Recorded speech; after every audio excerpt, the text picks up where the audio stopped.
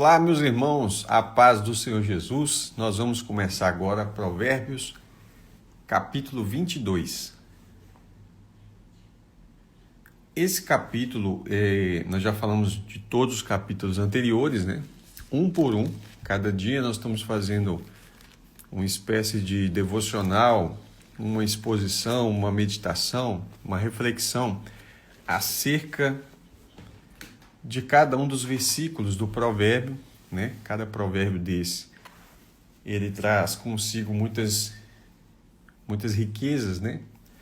Alguns são difíceis de entender, alguns são mais simples, muitos são repetidos, e o propósito da repetição nós já explanamos, né? É fixação, é um método didático muito importante, e no caso aqui, a gente precisa perceber que a repetição ela está dando mais valor para aquele conhecimento em especial. Geralmente são conhecimentos fundamentais. Você vai ver, por exemplo, Salomão falar muito sobre o pobre, por exemplo, né? A gente vai ver, inclusive, nesse capítulo aqui, e a gente vai estar dando uma observada acerca dos 30 provérbios que Salomão vai citar, a partir do verso 22, deixa eu conferir aqui. Isso, a partir do verso 22, você vai ver uma divisão aqui, ó. Tá vendo? Isso aqui é um provérbio. São 2 versículos, mas é um provérbio só.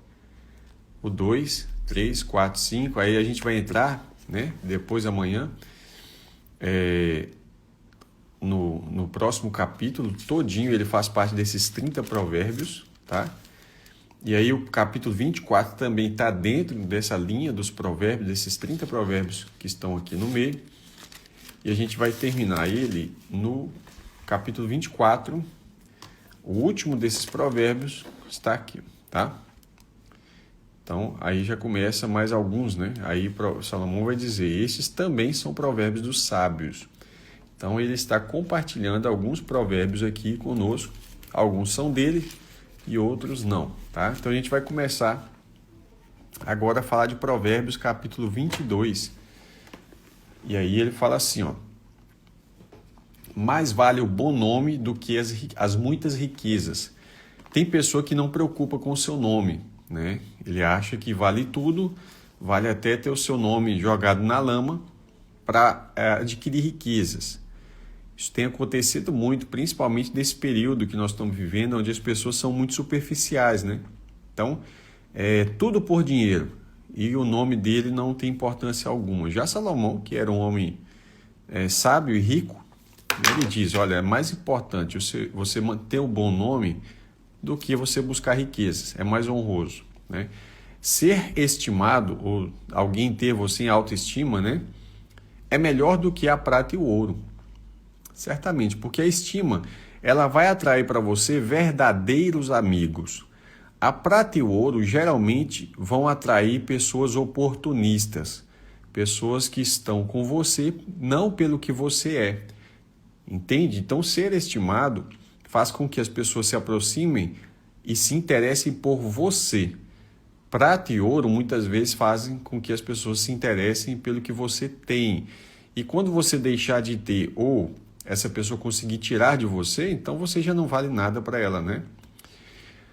O rico e o pobre têm algo em comum, ou de certo modo, poderíamos dizer assim, eles são a mesma coisa, né? O Senhor fez tanto um como o outro, então não há distinção alguma entre o rico e o pobre, enquanto ser humano. O prudente, olha aí, o prudente vê o mal e se esconde. É um versículo que me fez refletir bastante sobre a situação da malignidade e da nossa possibilidade e necessidade, às vezes, de tomar atitudes que não sejam consideradas, às vezes, corajosas, né? Então, há um mau uso da prudência também, que é chamada covardia. Mas eu não estou falando da covardia. Aqui ele está falando da prudência mesmo. Então, há um momento de se esconder e há um momento de não se esconder e enfrentar, né? Agora, os ingênuos, que não são prudentes, que não estão atentos às circunstâncias, seguem em frente e sofrem as consequências. Observe que o ingênuo, ele segue em frente não com o intuito de enfrentamento, mas simplesmente ele está distraído, né? Então, o prudente vê o mal e se esconde, mas os ingênuos seguem em frente e sofrem as consequências. Vou dar um exemplo simples aqui para a gente entender esse versículo mais claro, tá? Então, você que anda na rua, atento às coisas, você está passando uma rua perigosa, por exemplo, né? Você está cabeça levantada, observando as coisas, você está prudente. E aí, você vê que lá na frente tem pessoas, talvez você observa um movimento estranho, e você se esconde ou você passa por outra rua, né? Já a pessoa que é ingênua, que está distraído, disperso, né? Às vezes está andando de cabeça baixa num lugar perigoso e aí de repente ele segue em frente e vai sofrer consequência ali de ser assaltado ou coisa desse tipo. É só uma exemplificação para a gente ficar mais fácil.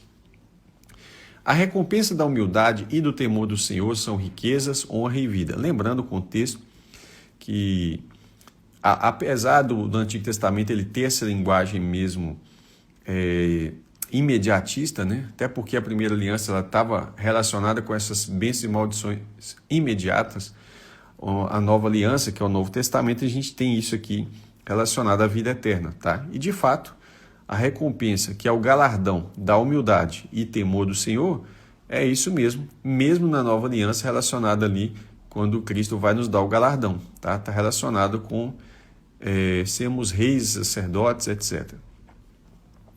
No caminho do perverso, sai fora do perverso, da pessoa maligna. Há espinhos e armadilhas. Quem quer guardar a sua vida, afasta-se deles. Então, você não deve caminhar com o perverso, senão você vai acabar se pervertendo e caindo nas armadilhas. Se você quer guardar a sua vida, né, dos espinhos e armadilhas que acompanham o perverso, são as maldições, né? Afaste-se do perverso. O próprio Salmo 1 diz, bem-aventurado ou feliz, né, uma pessoa que tem uma vida feliz, ela é aquela pessoa que não anda segundo o conselho dos ímpios, né? E aí, sai fora. Não fica andando com essa pessoa, afaste-se deles. Ensine a criança no caminho. Não é ensinar qual é o caminho, é ensine no caminho, ou seja, caminhe com ela. Sabe? A criança vai seguir o seu exemplo, não só ao seu ensinamento, né? Mas é você indo com ela no caminho. Então ensine a criança no caminho que deve andar. Talvez esse seja o verso mais conhecido do capítulo, né? E ainda que for velho, não se desviará dele. Então, os pais precisam entender uma coisa, eles não precisam apenas ensinar o que é o correto. Eles precisam andar com a criança no caminho correto e assim o filho vai aprender pelo exemplo, né? Muitos pais costumam, às vezes, ensinar o certo e fazer o errado, né? Então, quer dizer, a consequência disso vai ser que uma hora ou outra o filho vai replicar a imagem do que ele está testemunhando ali, né? Então, por exemplo, não adianta eu falar para o meu filho, olha, você não deve se embriagar, e aí eu vou lá e fico embriagado, né? Não faz sentido nenhum. Ou você falar com a criança, olha, você não deve falar palavrão, mas você vai lá e fala palavrão, que é pecado, né? A Bíblia chama de palavras torpes. O rico domina sobre o pobre, isso é uma constatação, né? E o que pede emprestado é servo de quem empresta. O que semeia injustiça, colhe a desgraça. Veja bem, ele semeou, ele vai colher. Então, é a lei, né? A famosa lei da semeadura.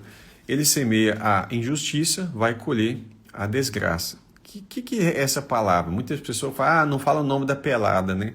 A Bíblia não tem nenhum tipo de censura em falar desgraça. Assim como a Bíblia não tem censura em falar a palavra graça também.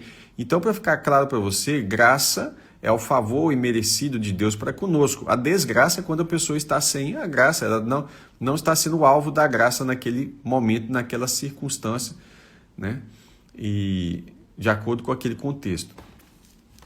E a vara da sua indignação será destruída. O generoso será abençoado. Quem é generoso? A pessoa que dá esmolas, a pessoa que preocupa com o próximo, cuida do outro, né? Principalmente financeiramente. Tem gente que não é generoso nem com seus pais. Olha, uma maneira de você honrar o seu pai e sua mãe é exatamente na velhice. Às vezes os pais precisam de remédios, medicamentos, né? Os filhos não preocupam nem em orar por esses pais para que eles sejam curados. E estou falando de aquela oraçãozinha preguiçosa, não, sabe? É fazer mesmo um propósito diante do Senhor, pedindo a cura. Sabe, olha como que Deus vai ficar feliz de você estar honrando seus pais. Às vezes os pais estão ali pagando um aluguel com dificuldade, fizeram de tudo para que o filho tivesse uma boa vida, formasse numa faculdade, e depois os filhos estão lá vivendo bem e tem a cara de pau de visitar os pais, passando dificuldade e fingir que não está acontecendo nada. Ah, mas eles já têm o necessário, né? Muitas pessoas falam desse jeito. O generoso será abençoado, porque reparte o seu pão com os pobres. Esse é um tema recorrente aqui, né? E eu sempre lamento, quando eu estou falando aqui, que a igreja ignora muitas vezes esse tema, tá? Se você ler a carta lá de Tiago, por exemplo, capítulo 2, convido você depois, anota aí, Tiago capítulo 2, você vai ver como que a igreja tem sido negligente acerca dessa atitude para com os pobres, tá? Tem igreja que ela, literalmente, ela começa a ser edificada, a ser construída, eu estou falando ali do salão, né? Começa a ser construída por pessoas pobres, uma grande maioria acontece assim. E depois ela começa a ficar luxuosa a ponto de um certo modo, expulsar os pobres dali, né? E, infelizmente, esse fruto, ela vai ficar infrutífera, nesse ponto de vista. Olha que interessante, quem é professora de escola aí vai saber um pouquinho sobre isso. Manda embora o zombador e com ele se irá a discórdia. Cessarão ou acabarão as discussões e a vergonha. Então, veja bem, você está numa turma, eu dei exemplo de escola, mas pode ser em qualquer ambiente, inclusive igreja também, né? Mas, assim como na escola a professora não pode expulsar, né? Na igreja também muitas vezes não pode, porque a gente tem alguns conselhos. Por exemplo, os obreiros perguntam para Jesus: Senhor, pode expulsar esse joio? Pode tirar ele daí, né? Pode arrancar? Aí Jesus fala: não, deixa aí. Quando os anjos vierem na vinda do Senhor, eles vão separar o joio do trigo, né? Então tem que suportar muitas vezes. Mas veja bem, você tem um grupinho ali de pessoas e entre eles tem um zombador, um escarnecedor, alguém que é um agitador, literalmente, né? Tira ele. Aí, ó, com ele vai acabar a discórdia, vai parar as discussões, as brigas e a vergonha, né? É um provérbio que está sendo dado de um rei para alguém que vai ser rei também, que é o filho de Salomão. Quem ama a pureza do coração... Deixa eu só voltar e fazer uma ponderação aqui. Eu falei que a professora não pode expulsar a criança da escola, mas ele pode... Eu não sei se hoje isso funciona, porque tem um monte de lei estranha que está surgindo, né? Como a lei da palmada e outras coisas mais. Mas a professora pode tirar essa criança. Antes podia, eu não sei, né? Pode tirar ela por um período da sala, deixar na sala da diretoria, né? Para que a sala volte a ter ordem. É só um exemplo, tá? Quem ama a pureza do coração, olha que legal, e é habilidoso no falar, terá a amizade do rei. O rei gosta de estar perto de pessoas puras de coração. E não só o rei, no sentido humano, mas você vai ver que lá o salmista diz: quem habitará no teu santuário, né? Aquele que é limpo de mãos e puro de coração. Então a pureza do coração vai ter a amizade do rei. E aí eu estou falando agora do rei Jesus, né? Os olhos do Senhor preservam o conhecimento. Vou voltar aqui. Por que o rei não gosta de pessoas que têm um coração que não é puro? Porque a pessoa que não é pura, ela não é confiável. E ela também não é uma pessoa que o rei pode não só abrir os segredos, mas essa pessoa pode trair o rei em qualquer momento, né? Os olhos do Senhor preservam o conhecimento, mas ele subverte as palavras dos infiéis. Deus, literalmente, Provérbios vai mostrar que Deus trabalha muitas vezes Deus faz com que chova para o ímpio e para o justo, ele faz com que o sol nasça para todos, isso é fato. Existem coisas que são oportunidades naturais, mas existem circunstâncias em que o próprio Deus se opõe também, né? Nós lemos várias vezes que Deus detesta, Deus odeia determinada situação e determinada pessoa pelas suas atitudes. O preguiçoso diz, um leão está lá fora, serei morto no meio da rua. Por que ele fala esse provérbio, né?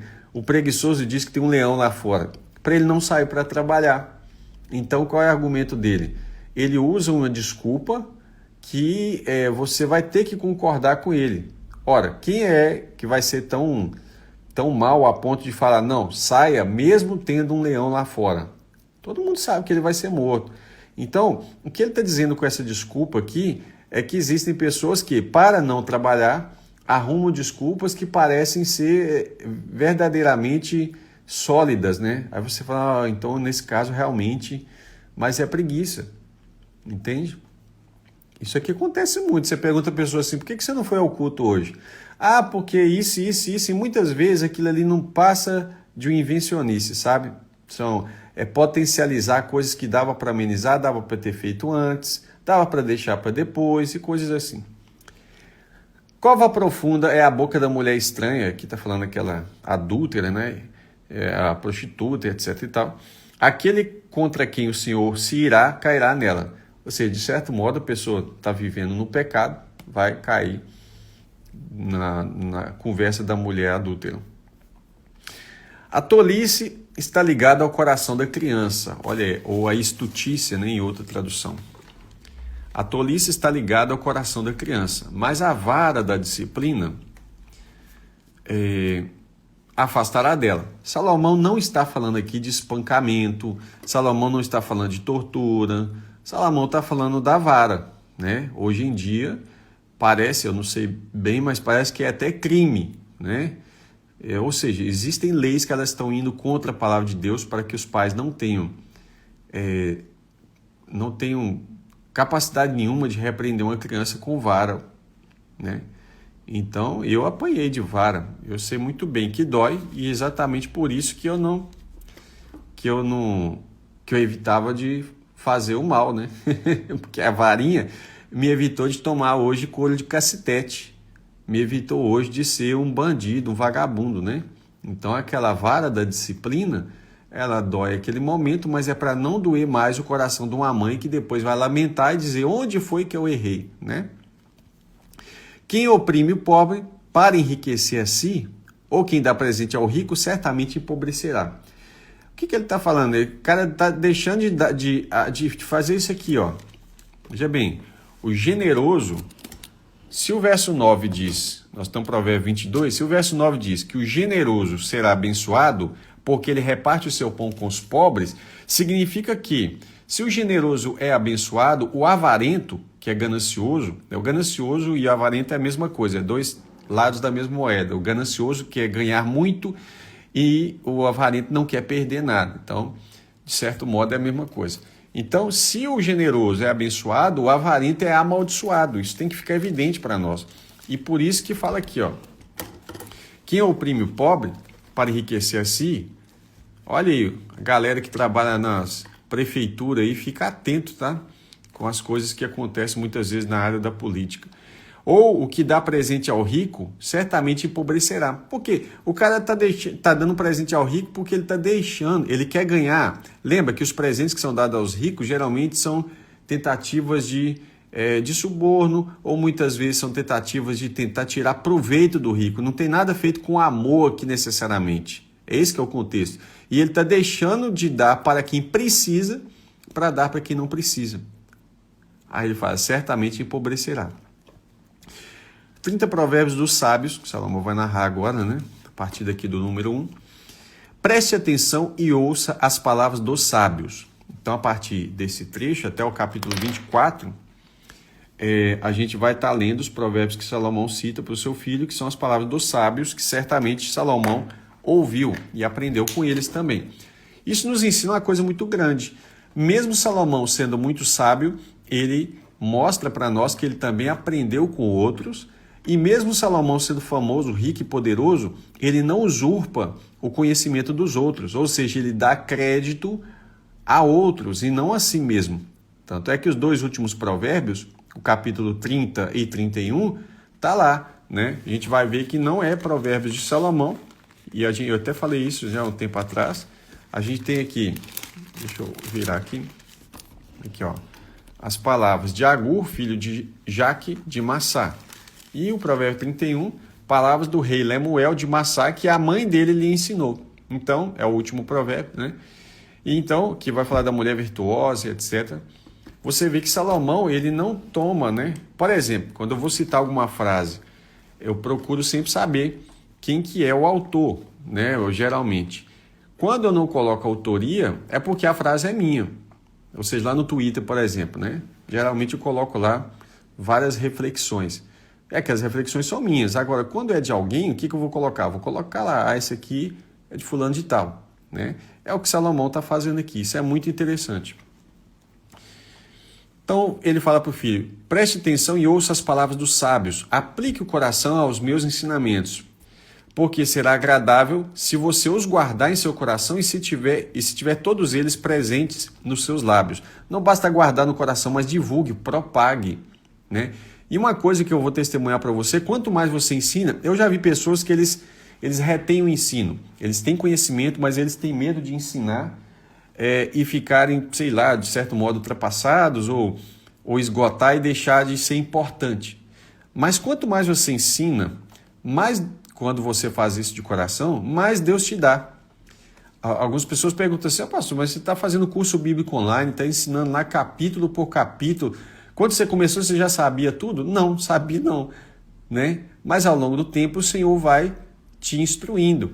Ou seja, é uma fonte inesgotável, né, que vem do Senhor. Vamos continuar. Quero que olha o porquê que ele vai ensinar esses provérbios para o filho. Quero que a sua confiança esteja no Senhor. Por isso, tem o porquê das coisas, irmão. Nós não fazemos as coisas à toa, né? Tem o porquê. Por isso, hoje dou essa instrução a você mesmo.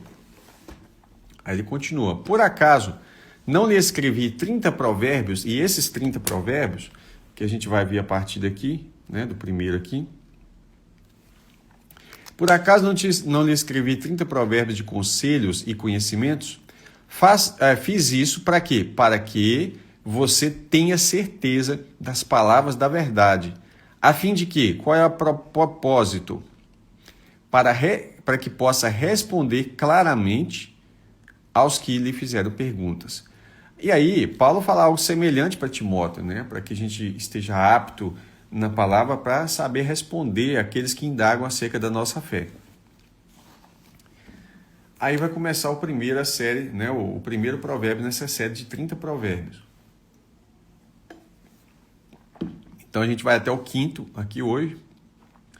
E aí a gente vai continuar amanhã. O 23 vai até o 18. E o capítulo 24 vai encerrar essa série dos 30 provérbios aqui. Deixa eu mostrar aqui para você, tá bom? Então vamos lá. O primeiro desses provérbios contém 2 versículos. Praticamente a maioria deles tem 2 ou 3, né? Então o primeiro fala assim: não roube o pobre por ser pobre, né? Ou porque ele é pobre. Por que ele fala isso? Porque ninguém vai roubar o rico, porque o rico vai te processar. Naquela época, o rico tinha sua escolta armada, né? Um exemplo de rico que tinha homens armados é Abraão. Abraão tinha 318, se eu não me engano, 318 pessoas que foram com ele resgatar Ló, né? Que estava lá entre os reis de Sodoma, Gomorra, aquela guerra dos 5 reis contra 4. Então, roubar um rico, as pessoas não fazem isso muito comumente, porque o resultado é muito ruim, né? A consequência. Mas, geralmente, o que a pessoa faz? Rouba o pobre, porque o pobre não tem recurso nem para pagar advogado. Então, você tem aqui, não roube o pobre porque é pobre, nem oprima o necessitado no tribunal. Ele está sendo julgado, mas ali há um juiz humano, mas também há uma testemunha no céu. Por isso ele fala, porque o Senhor defenderá a causa deles. De quem? Do pobre e do necessitado. O Senhor sempre fala do pobre, necessitado, órfão e viúva, né? E o estrangeiro também que está peregrinando entre Israel. Porque o Senhor defenderá a causa deles e tirará a vida daqueles que os exploram. Ah, Deus não pode matar, não. Deus não só pode como ele faz.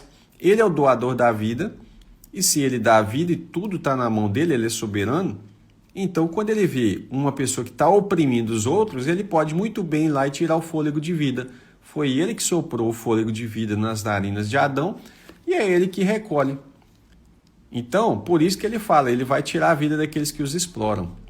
Não só essa vida, porque as pessoas têm essa vida aqui como a coisa mais preciosa. Ai, Deus não pode tirar a vida de alguém. Ora, essa vida não é o mais precioso. Deus vai tirar a vida eterna. Isso é o pior de tudo, que as pessoas não pensam, né? E blasfemam contra Deus.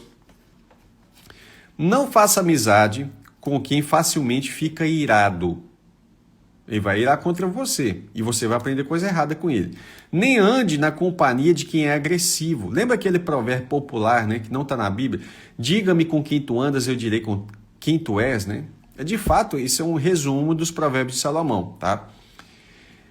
Então, não faça amizade nem com quem fica irado facilmente, nem ande na companhia de quem é agressivo. Só você ler o Salmo capítulo 1, você vai ver sobre isso. Para que você não aprenda, tem um para quê. Para que não fazer amizade? Para que não aprenda os seus caminhos e assim fique preso numa armadilha. Ou na cadeia, né? Se você ficar irado à toa, você vai acabar batendo, agredindo as pessoas. E sobre a ira, eu queria falar uma coisa para as mulheres. Pelo amor de Deus, minha filha, não casa com um cara que é iracundo. Quem é iracundo? Que fica irado facilmente. Não casa. Dá para saber quando tá namorando? Dá sim.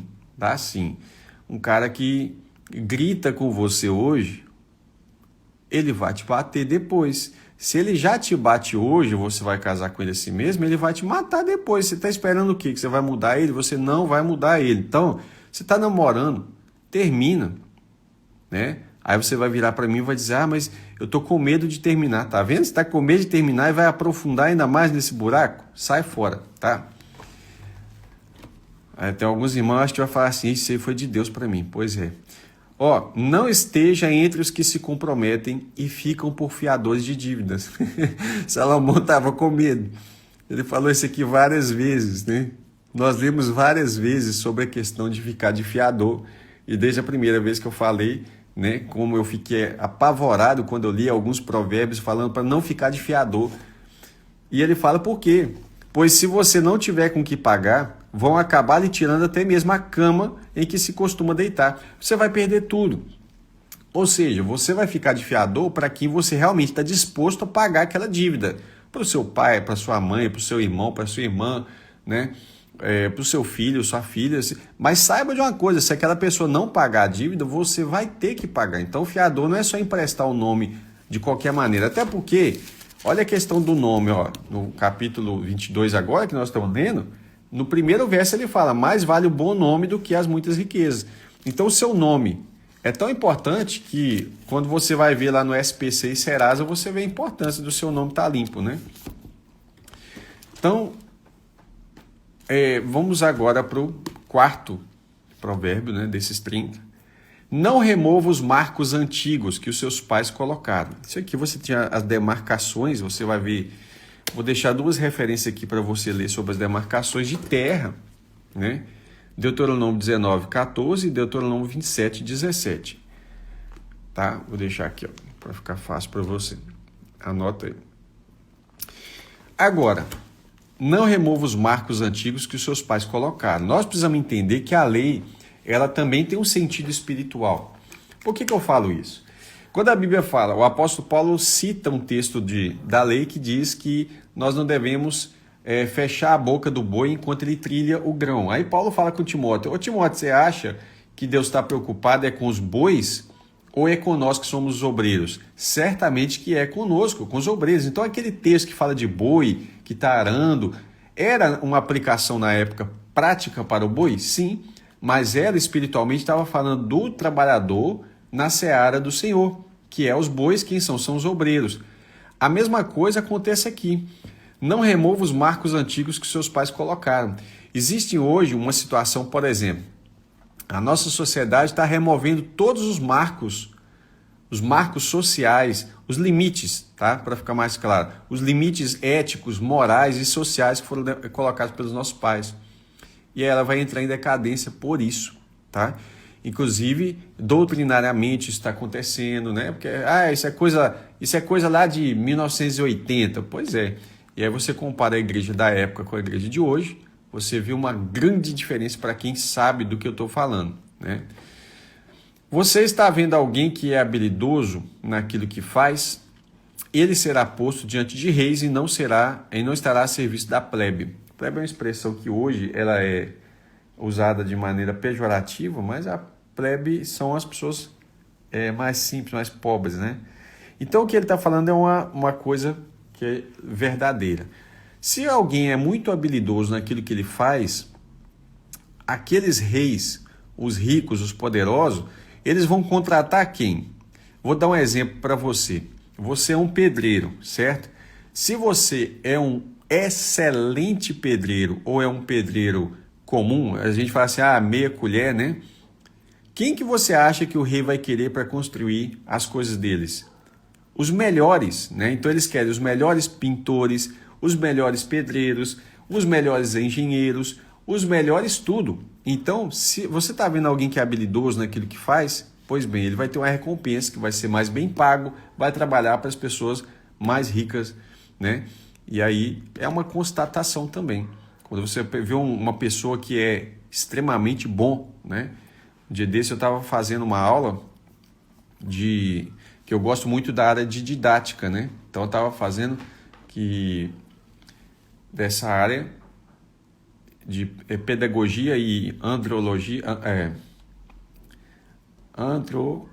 agora me fugiu o nome do negócio.